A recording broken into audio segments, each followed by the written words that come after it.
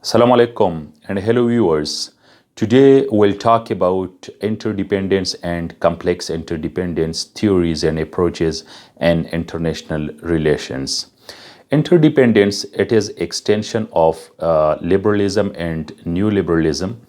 The term interdependence became popular especially in 1970s and in the decade of 1980s when new liberalism was flourishing and having a debate with the new realism across the globe. So what is interdependence? It is just antithesis of the dependency theory. So when there is not a dependency relationship between the states and where states they are mutually dependent on one another, the situation then is called interdependence. So an interdependence, powerful and weaker states, big states and small states, all of them they are dependent on one another. So in this globalized world, the interdependence is very much now popular across the globe. In this connection, we have also complex interdependence. The complex interdependence is the further acceleration of interdependence. As interdependence is an extension of liberalism and new liberalism, same is the case with complex interdependence, that it is also a further extension of liberalism and particularly the new liberalism. The complex interdependence term, it was claimed by Raymond Boyle in 1925 while describing new ordering of economies, cultures, and races. After that, work done on interdependence, especially after the establishment of the United Nations Organization, after the flourishment of the international trade, and more particularly after the work of Richard N. Cooper in 1968, this term, complex interdependence, became popular. But Robert O. Cohen and Joseph S. Nye, who are liberals and new liberal scholars, they worked together in 1977 by publishing their joint book, Power and Interdependence. So then they elaborated this complex interdependence that now in this globalized world and with the rapid pace of new liberalism in the world, states they are going towards interdependence, and in some cases they are having complex interdependence. So possible that two or more than two states they have interdependent relationship but not necessarily complex interdependence, because complex interdependence it is a further step ahead of the interdependence. Even some countries they have friendly relations, they have normal and warm relations, but not necessarily that they also have complex interdependence in their relationship. Sometimes possible that states they have complex interdependence in a huge and a lot of areas, but sometimes it is the case that two or more than two states they may have complex interdependence in one, two, or three issue areas. Interdependence and complex interdependence, they push globalization together. What is globalization? Globalization actually is not a new term. It came to the literature in the late 19th century, and also in early 20th century globalization was described. But especially in the era of 1970s globalization, the today's meaning of globalization was established in the decade of 1970s. Globalization is the process of interaction and integration among people, companies, and governments worldwide. So this interdependence and complex interdependence, they join hands together and they gave strength and support to globalization. Now, worldwide, we see the interaction of people, trans-governmental relationship, transnational relationship among the societies, among the states. So the cross-border people-to-people contact, the movement of ideas, technologies, the movement of capital, trade, the multinational corporations' role, even in decision making, if we see the minor role of the states and the economies, the privatization process, and all these things, they just reflect the process of globalization and theoretically the role of interdependence and complex interdependence. There are three characteristics for complex interdependence. First characteristic is that there will be multiple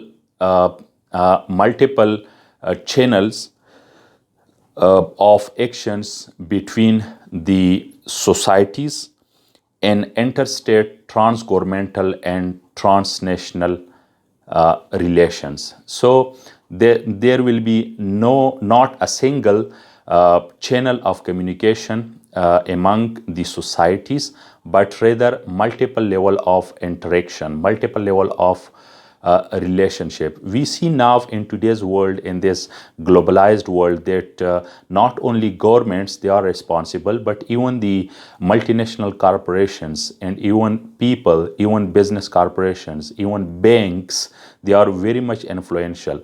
Also the intergovernmental organizations, the non-governmental organizations domestically, and the international non-governmental organizations, INGOs, internationally, they are responsible for having interactions with societies across the border. So multiple level of channels have been created among the societies and among the states, supported by globalization and also by the technology. Second argument and second characteristics of complex interdependence is that there is no hierarchy of issues for agendas. That for example, according to realism and neorealism, the foremost thing that is the security, the armed forces, the military capability. But in complex interdependence, possible that even economics or trade that should be on the agenda, or even if we see the not the traditional security, but even human security that can be on the top agenda.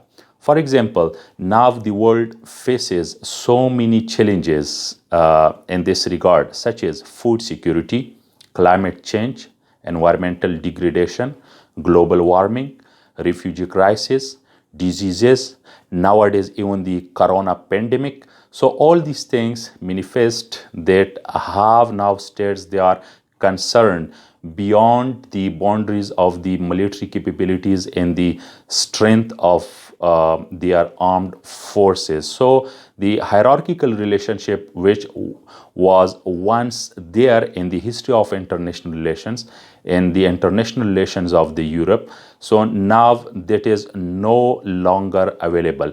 In this globalized world, interconnected world, and because of this international trade and free trade mechanisms and arrangements, now there is a chance for the states to think beyond the traditional security. So the hierarchical relationship among the issues once was there, now no longer available. Third characteristic of complex interdependence, that is the minimized or minor role of the armed forces or the military. So once, is like realists and neorealists, they say that armed forces they are very much necessary, but and that should be on the top agenda. But complex interdependence, it says that no, there is minor role of armed forces. The theorists of complex interdependence, they don't deny the role of the armed forces, they don't ignore the role and place of military, but rather their role has been minimized now in this globalized world. Now, individual leaders, decision makers in the states, international organizations, international platforms, they have to work together and think for new problems which are facing by the individual, by the humankind in the world. So now this world is a shared platform. All the countries, they get together and they work for all these problems and challenges. In this complex interdependence, even the United States has been criticized by the Joseph S. Nye. In one of his articles last year in July 2019, he criticized the US President Donald Trump's policies that he is imposing restrictions on various immigrants, and also he is having a trade war with China, how he is imposing economic sanctions on various states. So by this he says that the interdependent world where United States is leading it, Donald Trump's policies just having that problem with this interdependence, that now other states of the world, they will take advantage, and possible that for the short run it is in the advantage of the United States, but in the long run it will be advantageous for other states. Maybe he was referring towards China, Russia, and other emerging economies of the world. So in interdependence, if not necessarily that interdependence would be equal and balanced. So in most of the cases, interdependence that is imbalanced. So if there is asymmetric relationship or asymmetric interdependence interaction among the states, then possible that a powerful state, big economy, may manipulate the asymmetric interdependence relationship in its own favor. Joseph S. Nye also advised to the United States that not to manipulate this asymmetric interdependence, which is no doubt in the favor of United States, but in the long run and future, it could be reversed, and even other countries, they can take lead of the world, they can devise new institutions for the world. Joseph S. Nye also advised to the United States that all the international institutions, especially the financial institutions, they have been largely made by the United States. So it could be a threat for the US that these institutions could be weakened, and then there can be a chance for conflict and even waging wars by the states against each other. Dear viewers, it was about complex interdependence, and my new videos, I will come with new theoretical approaches and IR. Keep watching. Take care.